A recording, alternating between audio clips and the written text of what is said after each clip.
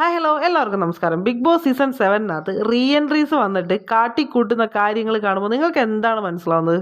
വളരെ വ്യക്തമായിട്ട് മനസ്സിലാകുന്ന ഒരു കാര്യമാണ്. പക്ക പ്ലാൻ ചെയ്ത് ഒരാളെ ടാർഗറ്റ് ചെയ്തിട്ടാണ് റീ എൻട്രീസ് ആയിട്ട് വന്നിട്ടുള്ള കുറേ എണ്ണം അകത്തോട്ട് കയറിയിട്ടുള്ളത്. സാധാരണ ബിഗ് ബോസിലൊക്കെ ലാസ്റ്റത്തെ റീ എൻട്രീസ് എന്നൊക്കെ പറഞ്ഞാൽ ഭയങ്കര സന്തോഷവും ഒക്കെ തരുന്നതാണെങ്കിൽ ഇവിടെ ഒരാളെ ടാർഗറ്റ് ചെയ്തിട്ടാണ് ഭൂരിഭാഗം പേര് വന്നിട്ടുള്ളത്. വളരെ വ്യക്തമായിട്ട് ലൈവിൽ നിന്ന് നമുക്ക് മനസ്സിലാവും. ഇവിടെ അപ്പാനി ആര്യനൊക്കെ അനുവിനോട് വരുമ്പോൾ ഭയങ്കര സ്നേഹം കാണിച്ചിട്ട് മാറി നിന്ന് കുത്തുന്നത് അല്ല, സർപ്പത്തെ പോലെ വിഷം ചീറ്റുന്നതൊക്കെ നമ്മൾ കണ്ടു അല്ലേ. അതുപോലെ തന്നെ ശൈത്യ ഈ ബിഗ് ബോസ് 7 7 മത്സരാർത്ഥികളുടെ ഏറ്റവും ലാസ്റ്റ് വീക്ക് പെർഫോമൻസ്, അതായത് അവർക്ക് ഫിനാലയിലേക്ക് മുൻപുള്ള ഒരു തയ്യാറെടുപ്പാണ്. അവരുടെ സന്തോഷങ്ങളും അല്ലെങ്കിൽ അവരനുഭവിച്ചിട്ടുള്ള കാര്യങ്ങളൊക്കെ മറക്കാൻ വേണ്ടിയിട്ടാണ് ഈ റീ എൻട്രീസിനൊക്കെ പലപ്പോഴും ഇതിനകത്ത് വരുത്തുന്നത് ഈ ഫൈനൽ വീക്ക്. പക്ഷേ ഇവിടെ നടക്കുന്നത് എന്താണെന്നറിയാവോ? ഒരാളെ കോർണർ ചെയ്ത് അയാളെ മാനസികമായിട്ട് തകർക്കുക, പുറത്തോട്ട് അയാൾക്ക് നെഗറ്റീവ് വരുന്ന കാര്യങ്ങൾ മാക്സിമം ഇട്ട് കൊടുക്കുക. തെളിവും കാര്യങ്ങളും ഒന്നുമില്ലാത്ത കാര്യങ്ങളാണ് ഇവർ പറയുന്നത്. ഇവർ പറയുന്നത് ഡ്രൈഡേയുടെ അന്ന് അനുമോൾ പറയുന്നു, ഡ്രസ്സിംഗ് റൂമിലത് അനുമോൾ പറയുന്നു എന്നുള്ളതൊഴിച്ചാൽ ഒരു സ്ഥലത്ത് പോലും ഇവർ വേറൊരു സ്ഥലം പറയുന്നില്ല. എന്തുകൊണ്ടിട്ടായിരിക്കും ഇവർ വേറൊരു സ്ഥലം പറയാത്തത്, അല്ലെങ്കിൽ ഡ്രൈഡേ എന്ന് മാത്രം പറയുന്നതിൻ്റെ കാരണം അതിന് എവിഡൻസ് പുറത്തുണ്ടാകില്ല എന്ന് ഇവർക്ക് വ്യക്തമായിട്ടുള്ള ധാരണയുണ്ട്. അതിൻ്റെ പേരിലാണ് ഇവർ അങ്ങനെ പറയുന്നത്. കാരണം ആ ദിവസത്തെ ലൈവ് നമുക്ക് അവൈലബിൾ അല്ല, എപ്പിസോഡ് അവൈലബിൾ അല്ല. സോ അവർ ഇത് പുറത്തൊരു കൂട്ടം ആൾക്കാർ പറഞ്ഞു കഴിഞ്ഞാൽ അനുവിനെ ഡീഗ്രേഡ് ചെയ്യാൻ പറ്റുന്ന, അനുവിനെതിരെ നെഗറ്റീവ് ചെയ്യാൻ പറ്റുന്ന കാര്യങ്ങളാണെന്ന് അറിഞ്ഞിട്ട് തന്നെയാണ് ഇവർ ഈ ഒരു കാര്യങ്ങൾ അവിടെ സ്പ്രെഡ് ചെയ്യാൻ നോക്കുന്നത്. ഞാൻ ആലോചിക്കുകയായിരുന്നേ, ഒരു മനുഷ്യൻ എങ്ങനെയാണ് ഇത്രത്തോളം അതിൻ്റെ ഉള്ളിൽ സർവൈവ് ചെയ്യാൻ പറ്റുന്നത്? 10-26 കണ്ടസ്റ്റൻസ് ഉള്ളൊരു വീട്ടിൽ 20-ൽ പരം കണ്ടസ്റ്റൻസിന് ഒരാളെ ശത്രുവായിട്ട് കണ്ട് അയാൾക്കെതിരെ തിരിഞ്ഞ് അയാളെ കുത്തുന്നു, നോവിക്കുന്നു, അയാൾക്കെതിരെ എല്ലാ കാര്യങ്ങളും ചെയ്തുകൊണ്ടിരിക്കണം ആ വീട്ടിൽ. ഏറ്റവും അതിശയമുള്ള കാര്യം എന്ന് വെച്ചാൽ അനു ഉണ്ടാക്കി കൊടുത്ത ഭക്ഷണം കഴിച്ചിട്ട് അനുവിനെ തന്നെ ചീത്ത വിളിക്കുന്ന കാര്യങ്ങൾ നമ്മൾ കണ്ടായിരുന്നു അല്ലേ. അപ്പാനി ശരത്ത് ഇതുപോലൊരു നട്ടലില്ലാത്തവരെൻ്റെ ജീവിതത്തിൽ ഞാൻ കണ്ടിട്ടില്ല. അവന് വെളുപ്പിക്കണം എന്ന് പറഞ്ഞിട്ട് അവൻ പോയിരുന്ന് അനുവിൻ്റെ അടുത്തിരുന്ന് സകല കാര്യങ്ങൾ പറഞ്ഞ്, നീ എൻ്റെ പെങ്ങളെപ്പോലെയാണ്, മോളെപ്പോലെയാണ്, അനിയത്തിനെ പോലെയാണ്, എനിക്കൊരു ദേഷ്യവും ഇല്ല, അങ്ങനെയാണ്, ആനയാണ് ചേനയാണ് കോടയെന്ന് പറഞ്ഞ് അനുവിൻ്റെ അടുത്ത് നിന്ന് വെളുപ്പിച്ചിട്ട് തിരിച്ചപ്പുറത്ത് എല്ലാവരുടെയും കൂടെ ഇരുന്ന് പോയിട്ട് പറയുന്നൊരു കാര്യമുണ്ട്. അത് വേറൊന്നുമില്ല, അനുമോൾക്കെതിരെ ദുഷിപ്പ് പറയാണ്, വീണ്ടും ആൾക്കാരെ കൂട്ടുകയാണ്, നെഗറ്റീവ് ആക്കാനുള്ള കാര്യങ്ങൾ ക്യാമറയ്ക്ക് മുന്നിലോട്ട് ഇട്ട് കൊടുക്കുകയാണ്. നമ്മൾ പ്ലാൻ ചെയ്ത കാര്യങ്ങൾ നടക്കുന്നില്ലേ എന്ന് ചോദിക്കുന്നുണ്ട്. സോ വളരെ എവിഡൻ്റ് ആയിട്ട് നമുക്ക് മനസ്സിലാകും, പുറത്തു നിന്ന് പ്ലാൻ ചെയ്ത് തന്നെയാണ് ഓരോരുത്തരായിട്ട് അനുവിനെ അറ്റാക്ക് ചെയ്തുകൊണ്ടിരിക്കുന്നത്. ഇവിടെ ശൈത്യയുടെ ബ്രെയിൻ വാഷിൽ വീണ് പോയത് ആദിലെ നൂറയാണ്. ഇത്രയും ദിവസം വരെ അവരുണ്ടാക്കി വെച്ചിരുന്ന കുറച്ചെങ്കിലും ക്രെഡിബിലിറ്റി അതില്ലാണ്ടാക്കി കളഞ്ഞവർ. നിമിഷ നേരം കൊണ്ട് പ്ലേറ്റ് മാറുന്നത് നമ്മൾ കണ്ടു. ആദിലേനെയും നൂറേനെയും എന്താ പറയുക, ഫൈനൽ 7 സെലക്ട് ആണെന്നും പറഞ്ഞിട്ട് ബിഗ് ബോസ് അനൗൺസ് ചെയ്യുന്നൊരു സീനുണ്ട്. അതായത് ഇത്രയും കണ്ടസ്റ്റൻസ് ഫൈനൽ 7 ആണെന്ന് പറഞ്ഞു കഴിഞ്ഞപ്പോൾ അത്രയും നേരം അനുവിനെ ദുഷിപ്പ് പറഞ്ഞ് അനുവിനെതിരെ ഞാൻ ഇത് പറഞ്ഞിട്ട് ഇവിടെ നിന്ന് ഇറങ്ങുള്ളൂ എന്ന് എല്ലാവരുടെയും മുന്നിൽ വീരവാദം മുഴക്കി ആദില ഫൈനൽ 7 എന്ന് പറഞ്ഞ് അനൗൺസ് ചെയ്ത് പേരെല്ലാം കഴിഞ്ഞ് കഴിഞ്ഞപ്പോൾ നമ്മുടെ ഷാനവാസിൻ്റെ മധ്യസ്ഥതയിൽ ചേർന്ന ഒരു കൂട്ടിച്ചിറക്കലുണ്ടായിരുന്നു അവിടെ. ആ ഒരു സംഭവത്തിൽ എല്ലാം മറന്ന് അനുവിനെ പോയി കെട്ടിപ്പിടിക്കുന്നു. നമുക്കുണ്ടല്ലോ അറപ്പും വെറുപ്പും തോന്നും. ഇവരൊക്കെ മനുഷ്യന്മാർ ഓന്തിന് വരെ നാണക്കേടായി പോകുന്നു എനിക്ക് തോന്നിയിട്ടുണ്ട്.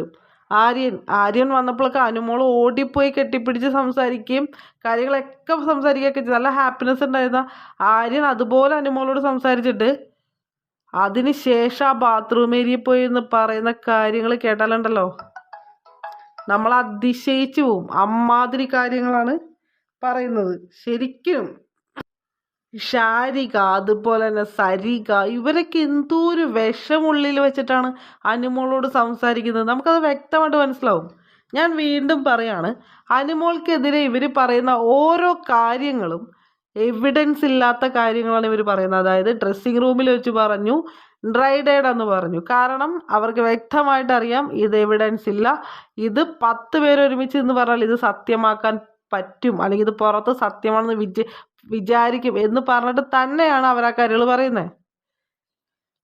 ഒന്ന് ആലോചിച്ച് നോക്കല്ലേ, എങ്ങനെയായിരിക്കും അനുമോൾ അവിടെ സർവൈവ് ചെയ്യുന്നത്? എനിക്കൊന്നും ചിന്തിക്കാൻ കൂടി പറ്റുന്നില്ല. ഇത് കണ്ടിട്ടുണ്ടല്ലോ നമുക്കിങ്ങനെ ശ്വാസം മുട്ടുന്ന ഫീലിങ്സ് ഒക്കെ വരികയാണ്.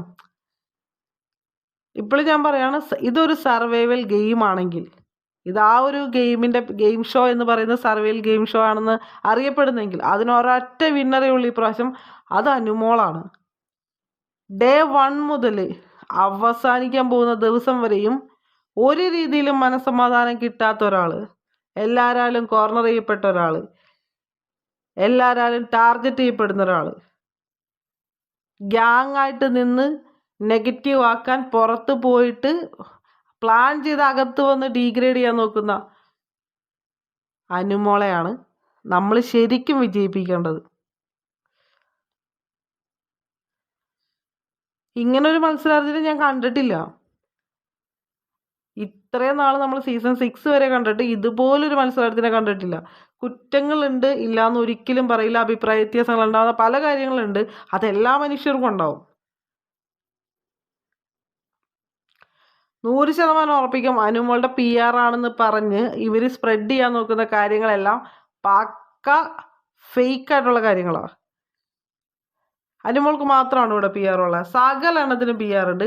PR ഉണ്ടെന്ന് മാത്രമല്ല, അവരുടെയൊക്കെ ആൾക്കാർ നല്ല ഡീഗ്രേഡിങ് നടത്തുന്നുണ്ട്.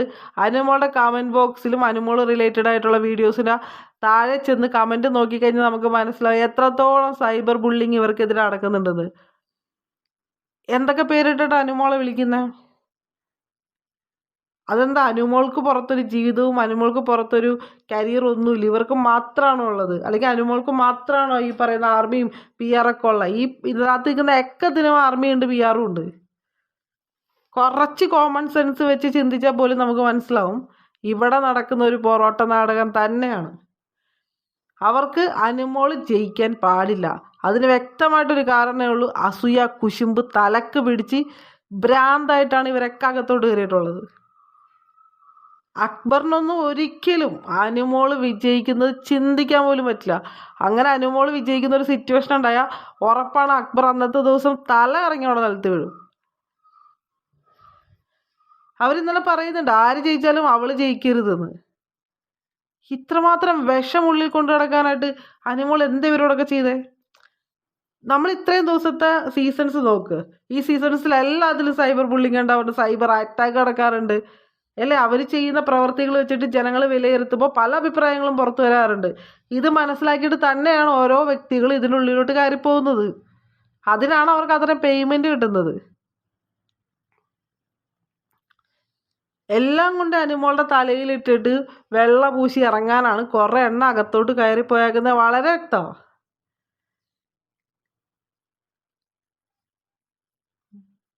എന്താ പറയേണ്ടത് നമുക്കറിയില്ല. ഞാൻ ഒന്നേ പറയുന്നുള്ളൂ, വീണ്ടും വീണ്ടും പറയാനായിട്ട് ആഗ്രഹിക്കുന്ന ഒരു കാര്യമാണ്, അനുമോളെ വിജയിപ്പിച്ച് ഇവരുടെ മുന്നിലോട്ട് അങ്ങ് കൊടുക്കണം.